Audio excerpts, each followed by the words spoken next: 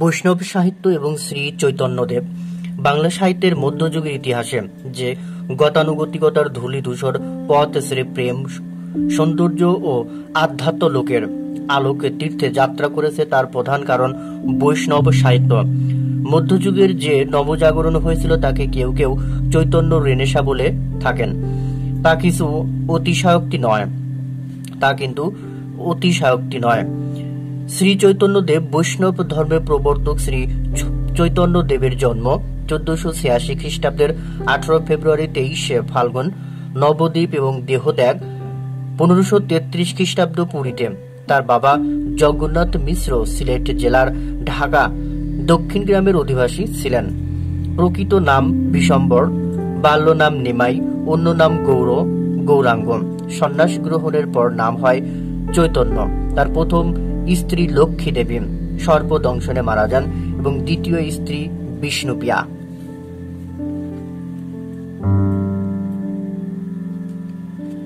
Doctor Mohammad Shahidullah চৈতন্যদেবকে মুসলিম যুগে উপমহাদেশের শ্রেষ্ঠতম বা অন্যতম শ্রেষ্ঠ মহাপুরুষ এবং বাংলাদেশের সর্বশ্রেষ্ঠ মহাপুরুষ বলেছেন।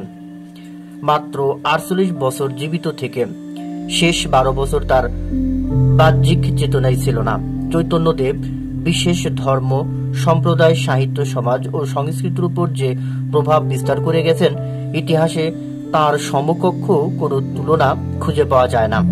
শ্রী চৈতন্যদেব নিজে কোনো পদ রচনা না করলেও বাংলা সাহিত্যের মধ্যযুগে তার নামে একটি যুগ সৃষ্টি হয়েছে। ডক্টর সুনীতি কুমার ও গোপাল হালদারের মধ্যে চৈতন্য যুগ 1500 থেকে 1700 খ্রিস্টাব্দ। ডক্টর অসিত কুমার বন্দ্যোপাধ্যায়ের মতে চৈতন্য যুগ 1600 শতাব্দী। চৈতন্য পরবর্তী যুগকে সুবর্ণ যুগ বলা হয়। বৃন্দাবনের সর গোস্বামী নামে পরিচিত চৈতন্য দেবের 6 জন প্রখ্যাত শিষ্য বৃন্দাবনে অবস্থান করে। বৈষ্ণব ধর্ম প্রচারে ভূমিকা রাখেন সনাতন গোস্বামী, রূপ গোস্বামী, জীব গোস্বামী, রঘুনাথ দাস, গোপাল ভট্ট। প্রথম 3 জন বৈষ্ণব শাস্ত্র রচনা করেন এবং শেষ 3 জন বৃন্দাবনে বৈষ্ণব সমাজের প্রতিষ্ঠা করে সারা বাংলাদেশে বৈষ্ণব শাস্ত্র প্রচারে ব্যবস্থা করেন। বৈষ্ণব সাহিত্য 3 ভাগে বিভক্ত। 1 হল বৈষ্ণব পদাবলী, 2 জীবনী সাহিত্য, 3 বৈষ্ণব শাস্ত্র। বৈষ্ণব পদাবলী মধ্যযুগের বাংলা সাহিত্যের যদি এমন একটি শাখা থাকে যা চিরন্তন তত্ত্বের মর্যাদা দাবি করতে পারে, বাংলার বাইরে এমনকি ভারতের বাইরেও তার বিষয়ে বিভিন্ন গোত্রের পাঠকের মনে বিস্ময় সঞ্চারিত হয়ে থাকে বলে, তা হল বাংলার বৈষ্ণব পদাবলী। মধ্যযুগের বাংলা সাহিত্যের শ্রেষ্ঠ নিদর্শন বৈষ্ণব পদাবলী। মধ্যযুগের বাংলা সাহিত্যের শ্রেষ্ঠ নিদর্শন বৈষ্ণব পদাবলী। পদাবলী সাহিত্য বৈষ্ণব তত্ত্বের রস ভাষ্য, বৈষ্ণবদের উপাস্য ভগবান শ্রীকৃষ্ণ। বৈষ্ণব পদাবলী বৈষ্ণব সমাজে মহাজন পদাবলী এবং পদকর্তাগণ মহাজন নামে পরিচিত। বৈষ্ণব পদাবলীতে স্রষ্টা ও সৃষ্টির সম্পর্ক, পরমাত্মা ও জীবাত্মা আলোচিত হয়েছে। বৈষ্ণব পদাবলীতে রস 5টি: শান্ত, দাস্য, সখ্য, বাৎসল্য, মধুর বা আদিরস। মূলত আদিরস আস্বাদনের মাধ্যমেই বৈষ্ণব সাধনা চলে। রস 9 প্রকার: শৃঙ্গার, বীর, রৌদ্র, বিভৎস, হাস্য, অদ্ভুত, করুণ, ভয়ানক, শান্ত।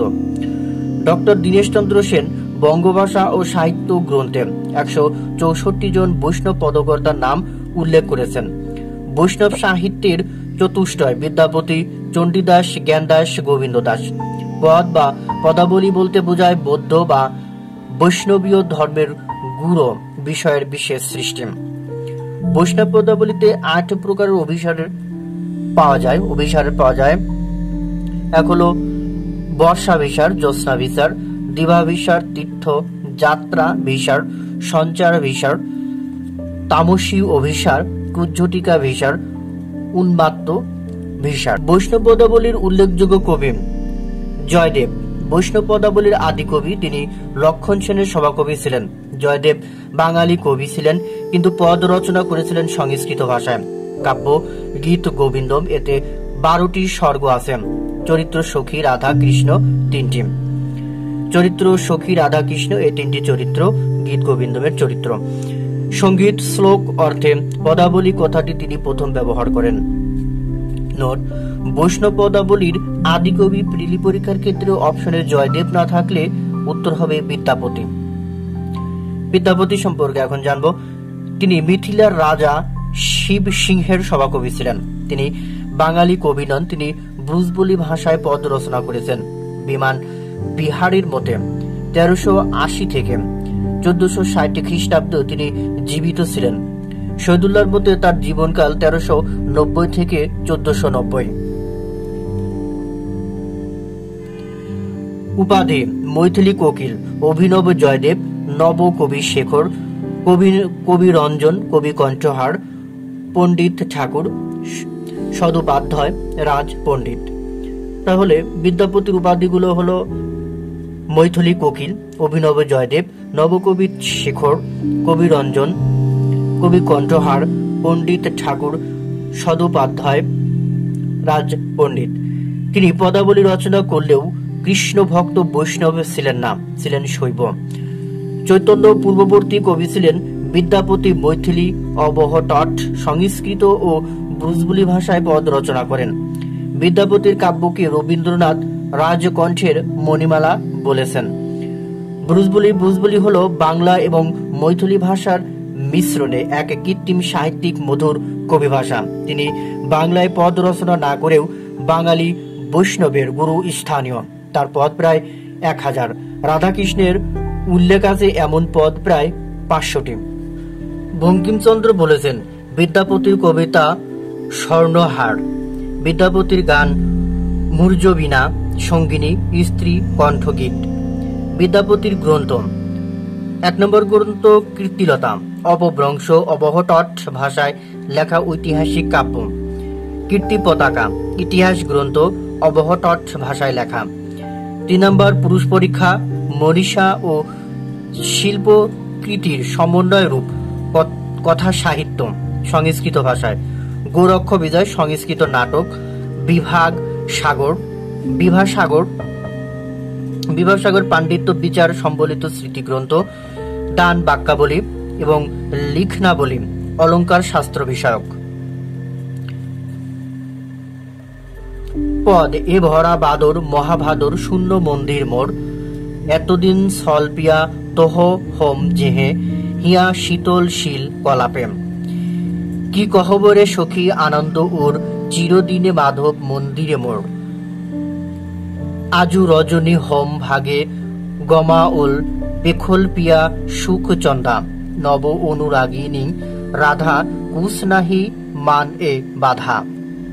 চণ্ডীদাস বাংলা ভাষায় বৈষ্ণব পদাবলীর আদি কবি এবং পদাবলীর শ্রেষ্ঠ কবি। চণ্ডীদাস বৈষ্ণব পদাবলীর দুঃখের কবি, সত্যের কবি, বিরহের শ্রেষ্ঠ কবি। বঙ্কিমচন্দ্র চণ্ডীদাসের কবিতাকে রুদ্রাক্ষমালা বলেছেন। তিনি পূর্ব রাগের শ্রেষ্ঠ কবি। চণ্ডীদাস জগৎ বলতে প্রেমকে বুঝিয়েছেন। মধ্যযুগের খাঁটি বা অকৃত্রিম বাঙালি কবি চণ্ডীদাস। তাকে বাংলা কবি ভাষার আবিষ্কর্তা বলা হয়। রবীন্দ্রনাথ ঠাকুর বলেছেন, চণ্ডীদাস 1 ছত্র লেখেন এবং 10 ছত্র পাঠকদের দ্বারা লিখিয়ে নেন। চণ্ডীদাস রচিত পদসমূহ: 1 নম্বর ঘরের বাহিরে দণ্ডে শতবার, তিলে তিলে আইসে যায়। 2 নম্বর সদাই ধ্যানে, চাহে মেঘ পানে, ন চপল নয়ান তারা। সই কেবা শুনাইল শ্যাম নাম, কানের ভিতরে দিয়া মর্মে পশিল গো, আকুল করিল মোর প্রাণ। যথা তথা যাই আমি যত দূর পাই, চাঁদ মুখের মধুর হাসে তিলকে জোড়াই। 5 নম্বর ঘর কহিনু বাহির, বাহির কহিনু ঘর, পর কহিনু আপন, আপন কহিনু পর। এমন পীড়িতি কবু দেখি নাই শুনি, পরাণে পরাণ বাঁধা আপনা আপনি। 7 এ ঘর রজনী মেঘের ঘটা, কেমনে আইলো বাটে, আঙ্গিনার মাঝে বধুয়া ভিজিছে, দেখিয়া পরাণ ফাটে। সই কেমনে ধরিব হিয়া, আমার বধূ আন বাড়ি যায়, আমার আঙিনা দিয়া। 9 নম্বর সই কেবলে পীড়িতি ভালো, হাসিতে হাসিতে পীড়িত করিয়া কান্দিতে জনম গেল।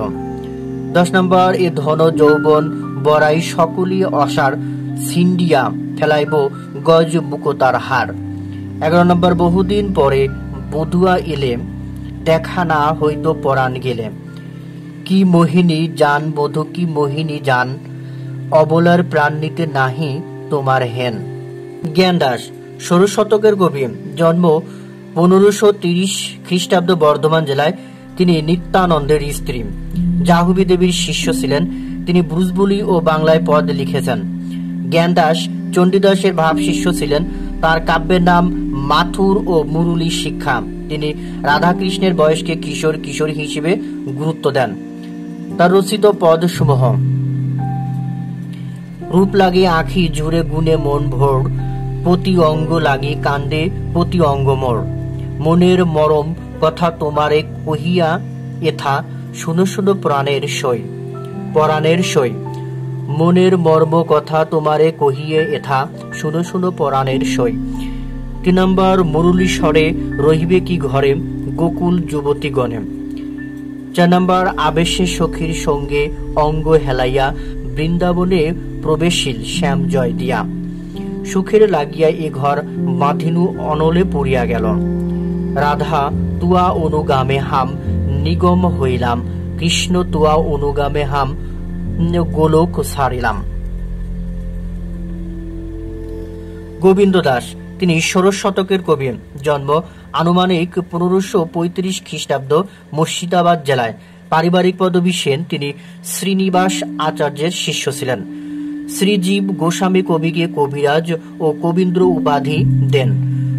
গৌরচন্দ্রিকার শ্রেষ্ঠ পদকর্তা, অভিসারের শ্রেষ্ঠ পদকর্তা। ব্রজবুলি ভাষায় রচিত তাঁর কাব্য গীত গোবিন্দ। তিনি প্রায় 700 পদ ব্রজবুলি প্লাস বাংলায় লিখেছেন। তিনি বিদ্যাপতির ভাবশিষ্য ছিলেন।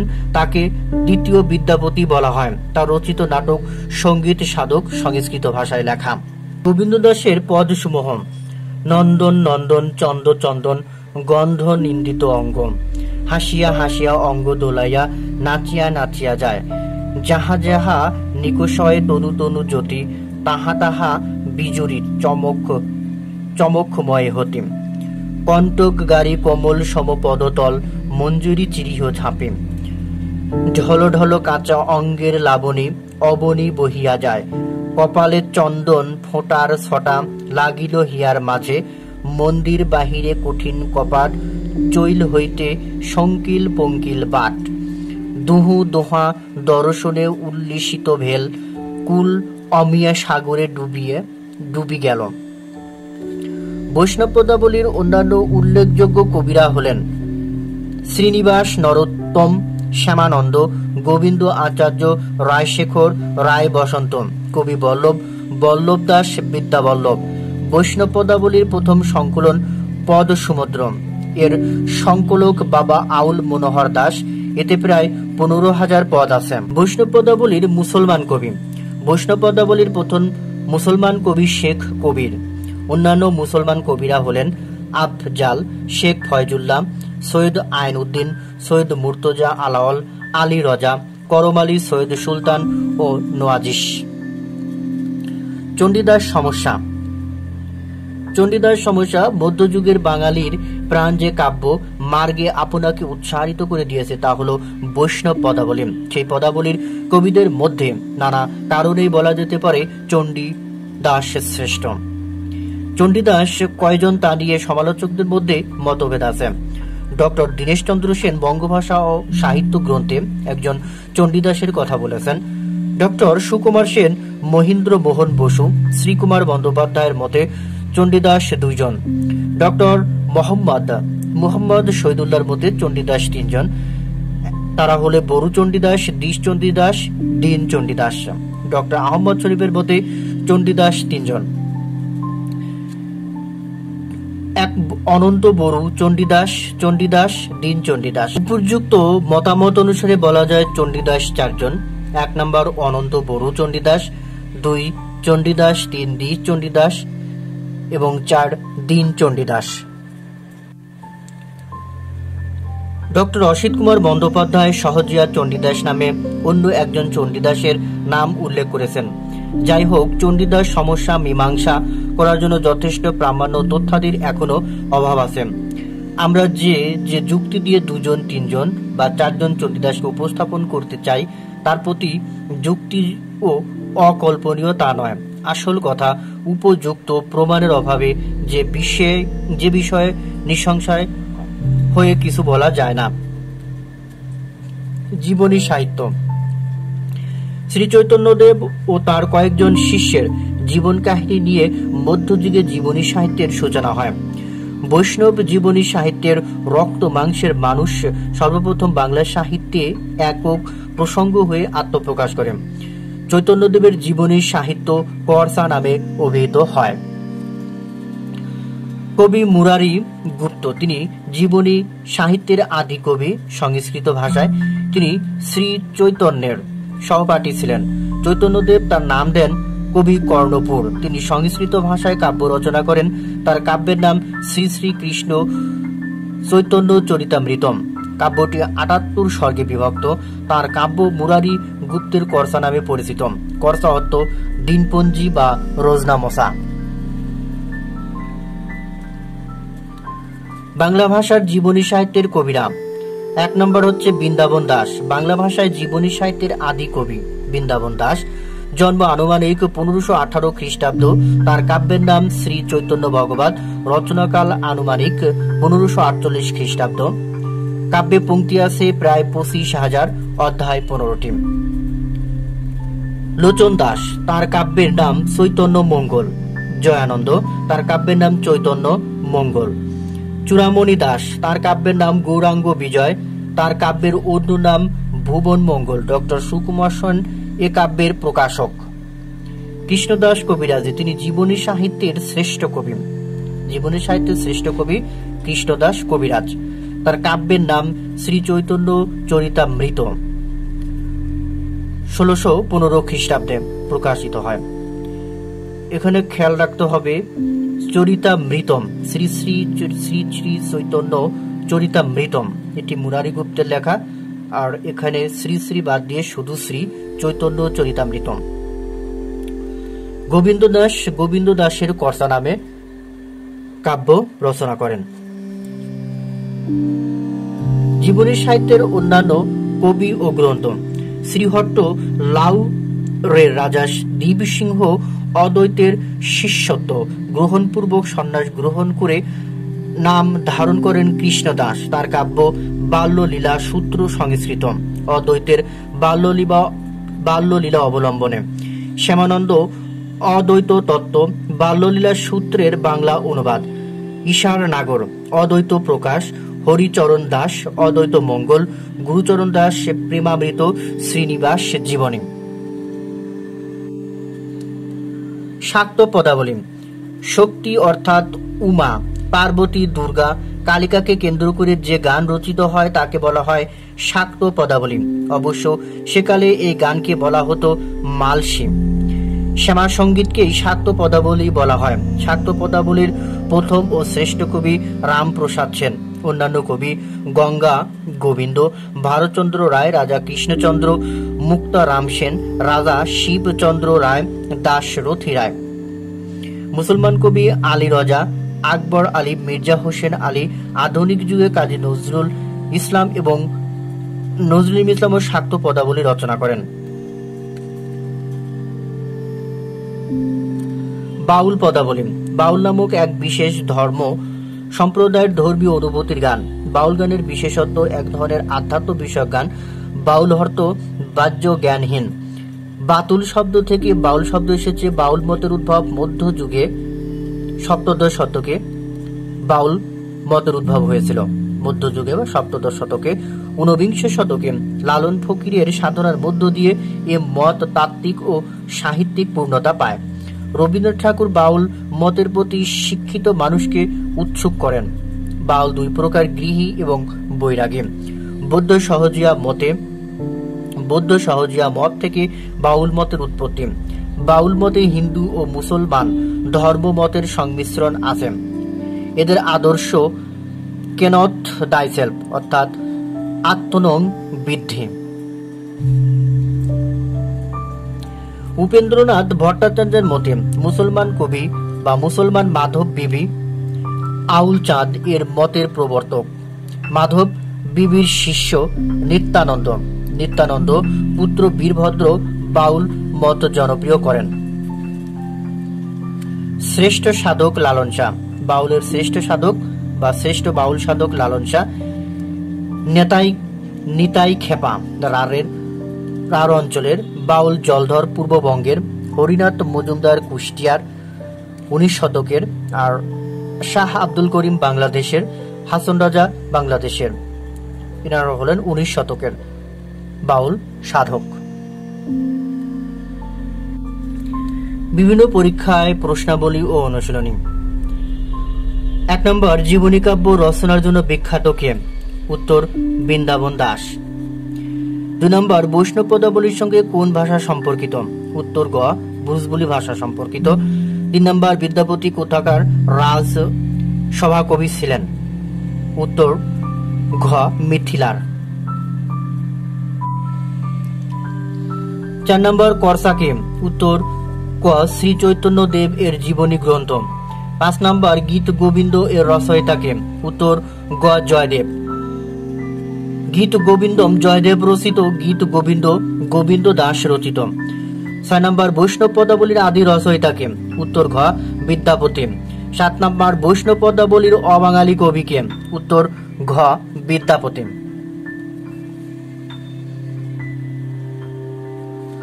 8 নম্বর, বাংলা এবং মৈথিলি ভাষার সমন্বয়ে যে ভাষার সৃষ্টি হয়েছে তার নাম কি? উত্তর, গ ভুজবুলি ভাষা। 9 নম্বর, ভুজবুলি বলতে কি বোঝায়?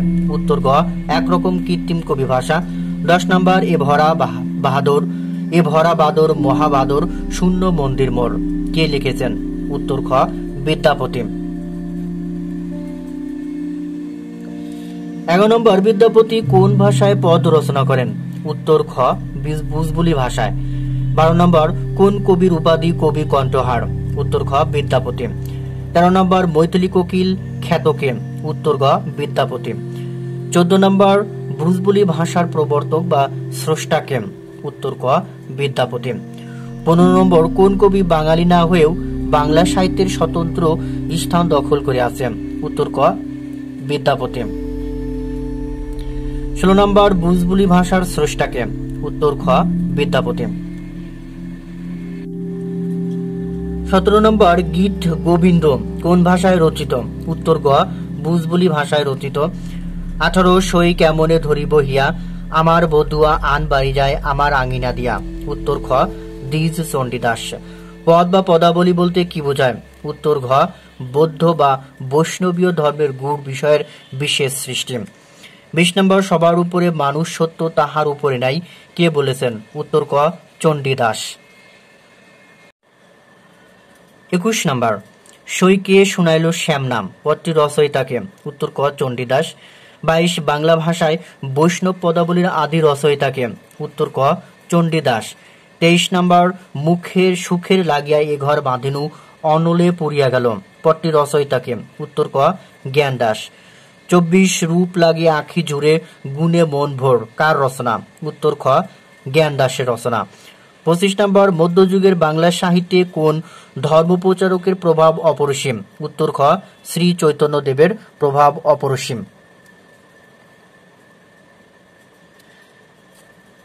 26 নম্বর প্রশ্ন, চৈতন্য জীবনী কাব্যের শ্রেষ্ঠ কবি কে?